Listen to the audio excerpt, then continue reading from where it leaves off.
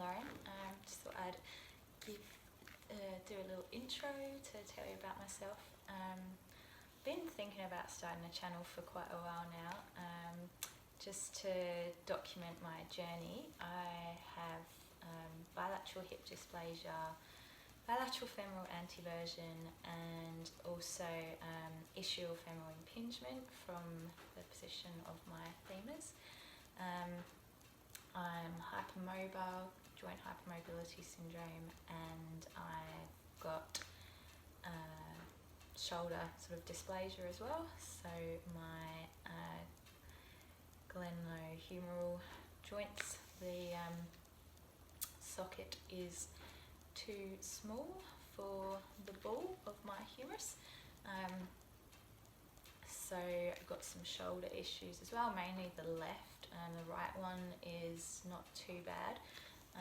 So I am going to be having most likely a capsular tightening on the left side as well, stabilising the shoulder, and I've got a labral tear and some cysts in there, so I'll probably be having those repaired. I meet with the surgeon for that at the end of this month. I've been doing a lot of rehab for over a year, but years really. Being a physio, I've sort of been working on it since there was any issues, but knowing exactly what it was for the last year and not getting anywhere. Unfortunately, I'm just so lax, all my ligaments are so unstable in the shoulder and the scapula that I just haven't got much hope without a bit of help, unfortunately. But I'm going to be talking more about my hip journey at the moment.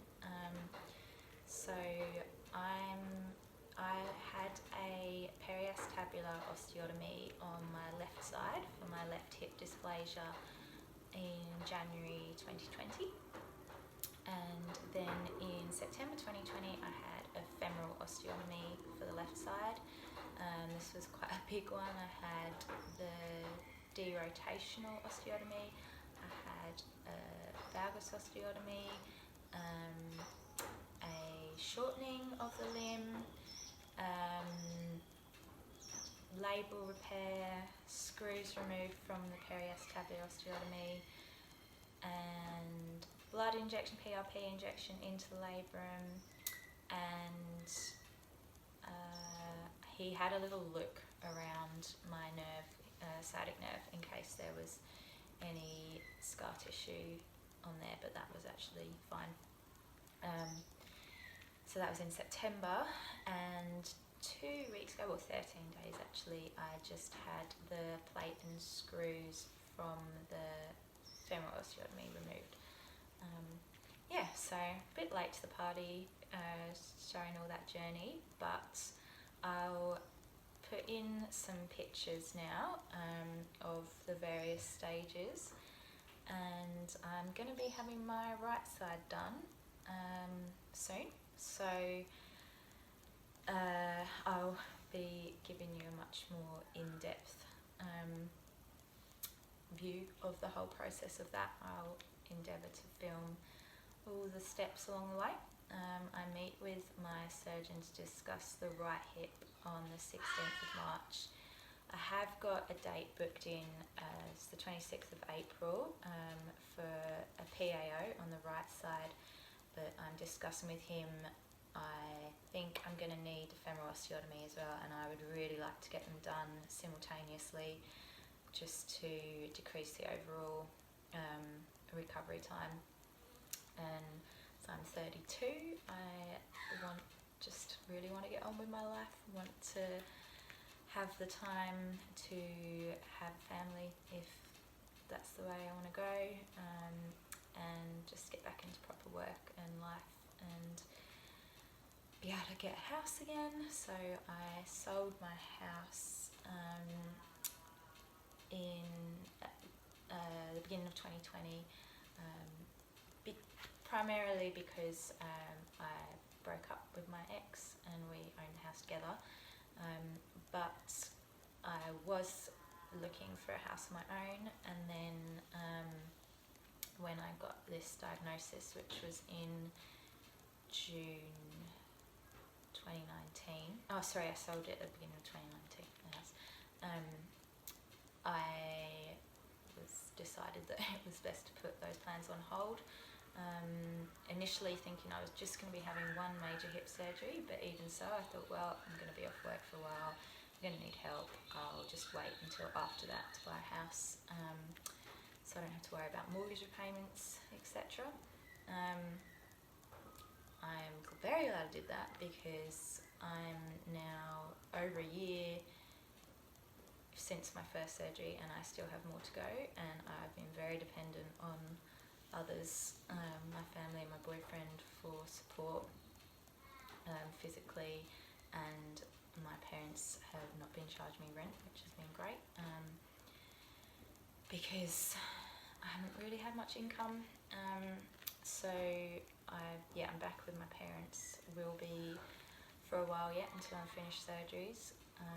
So yeah, I want to get back out to being independent soon too. But yeah, anyway, hi and welcome, and I hope you enjoy my channel. If you do, subscribe.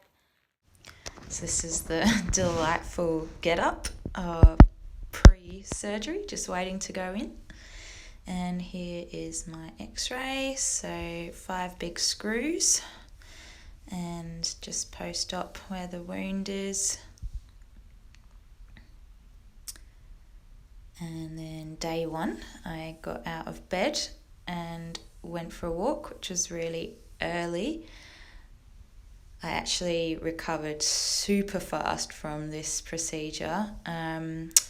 Was off crutches by 8 weeks, walking and cycling. I was doing heaps of bike rides before the 8 weeks, just on the indoor bike. But was having heaps of issues and needed the femoral osteotomy. So here I am celebrating with my partner that it was going ahead, because it was delayed with COVID, the lockdown. And here's my wound straight after the surgery. And up on day 1, felt good that day, but then I really crashed, got really dizzy, fainted, just felt awful. Here's the x-ray, and the screws were removed from the first procedure. Was really swollen from this one, and just felt exhausted. Here I had an iron infusion 2 weeks post-op because I was so fatigued. I tried this light therapy that the surgeon recommended for the swelling. It didn't help, unfortunately. My foot was blue. This lasted for months. I did loads of hydro. Hydro really helped. Got a pool at home, which was also good. And for a short period, I was able to get on the bike from about 2 months and do some strength training.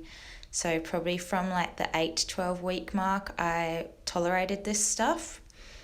This was the 12-week x-ray, all healed, which was awesome. But then I was just on the crutch until now, really, when it's out.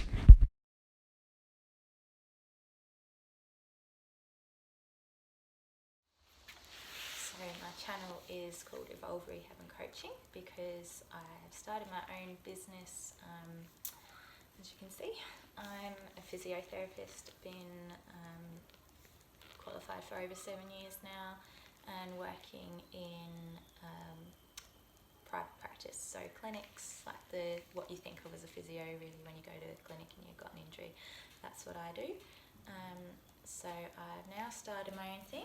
In November last year, 2020, I started that, and so I'll be putting some relevant content for that on this channel too. But to start with, I'm just going to focus on my hip recovery journey, but you'll see there's a lot of physio involved in that, so it should be a good overlap.